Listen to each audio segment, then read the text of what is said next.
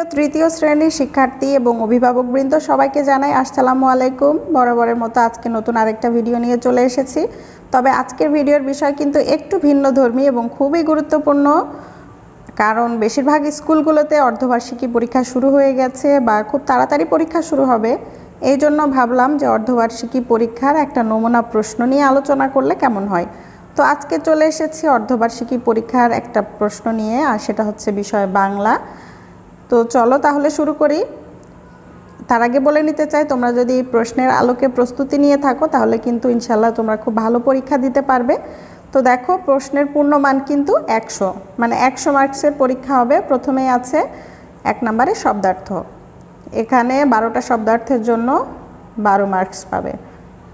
তো শব্দার্থগুলো কি কি? গুরুত্বপূর্ণ শব্দার্থগুলো হচ্ছে সূর্যি, আলসে, শেথা, কভু, বিখ্যাত, নিরীহ, ক্রীড়া, দৃঢ়, সঞ্চয়, সিপাই, রটানো, প্রাচীন।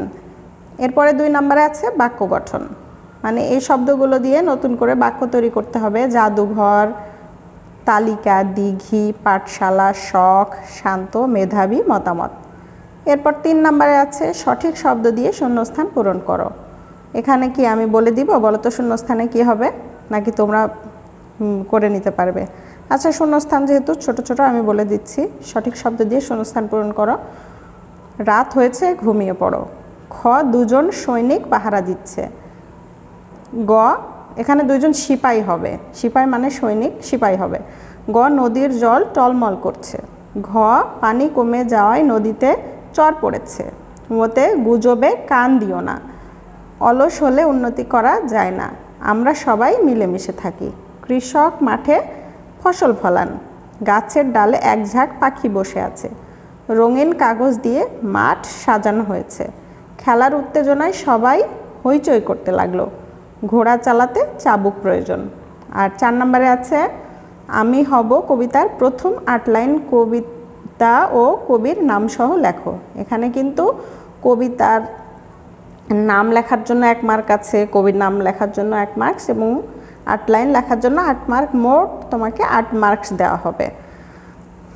তো আমরা বুঝতে পারলাম যে আমি হব কবিতাটা কিন্তু বেশ গুরুত্বপূর্ণ। তো এখানে ছোট্ট করে একটু বলে নিতে চাই, যারা ভিডিওটা এ পর্যন্ত দেখেছো তাদেরকে অসংখ্য ধন্যবাদ। ভালো লাগলে অবশ্যই লাইক, কমেন্ট, শেয়ার করে দিও। আর আমার চ্যানেলটা সাবস্ক্রাইব করে আমার পাশে থাকলে আমি এই ধরনের ভিডিও দেওয়ার ক্ষেত্রে আরও অনেক বেশি উৎসাহিত হব। তো চলো প্রশ্নের পরবর্তী অংশে চলে যাই। দেখো, 5 নম্বরে আছে সংক্ষিপ্ত প্রশ্নের উত্তর লেখো, যে কোনো 4টি। এক একটা প্রশ্নের মার্কসের জন্য পাবো 3, মোট 12 মার্কস। এখানে কতে আছে সবাই মিলে কোথায় যাবে ঠিক করলো। খ, বুলবুলি কোথায় ঢুকে পড়েছিল। গ, রাজুর বাবা কি করেন। ঘ, পিঁপড়া রোদের মধ্যে কি করছিল। ওতে আছে কার জাগার আগে খোকা জেগে উঠতে চাই। আচ্ছা, এরপরে 6 নম্বরে আছে বড় প্রশ্নের উত্তর দাও। এখানে যে কোনো একটি প্রশ্নের উত্তর দিতে হবে। 2টা প্রশ্ন আছে। গ্রাম সম্পর্কে 5টি বাক্য লেখো। খেলা শেষে হেড স্যার কি বললেন। সাথে আছে নিচে যুক্ত বর্ণগুলো ভেঙে একটি করে শব্দ লেখো। এখানে যুক্ত বর্ণ আছে লয় ল, দন্ত নয় দ, কয় ল, তয় ব, মূর্ধন্য শয় ট। তো যুক্ত বর্ণ দিয়ে তোমরা যেমন লয় ল দিয়ে কি হতে পারে, কেল্লা। দন্ত নয় দিয়ে আনন্দ, এভাবে তোমরা লিখবে। আচ্ছা, এখানে ব্যাকরণ অংশ থেকেও কিন্তু প্রশ্ন এসেছে যে ভাষা কাকে বলে উদাহরণসহ লেখো, বর্ণ কাকে বলে উদাহরণসহ লেখো। তো অনেক স্কুলে আছে যেখানে ব্যাকরণ পড়ানো হয় না, সেখানে কিন্তু এই প্রশ্নে অন্য কিছু আসতে পারে। আবার যেখানে ব্যাকরণ পড়ানো হয় সেক্ষেত্রে এই প্রশ্নগুলো কিন্তু বেশ গুরুত্বপূর্ণ। 10 নম্বরে আছে নিচের শব্দগুলোর বিপরীত শব্দ লেখো। গ্রাম, গ্রামের বিপরীত শব্দ শহর, সাদা হবে কালো, শীতল উষ্ণ, পরিষ্কার নোংরা, দূর নিকট, অল্প কাছে। অল্প, দূর হবে নিকট আর অল্প হবে বেশি। এরপর 11 নম্বরে আছে নিচের শব্দগুলোর সমার্থক শব্দ লেখো। একটি করে লিখতে হবে সমার্থক শব্দ। যেমন আছে রবি, রবির সমার্থক শব্দ হবে সূর্য। বায়ুর সমার্থক শব্দ বাতাস, কিরণ, ঘর, পাঠশালা, এভাবে আছে। এগুলো কিন্তু তোমাদের পাঠ্য বই থেকেই আছে। এরপরে একদম শেষ প্রশ্ন 12 নম্বরে রচনা লেখো। রচনার জন্য তোমার মার্কস আছে 12। এখানে দুইটা আছে, জাতীয় পাখি পার্ট যে কোনো একটা লিখতে হবে।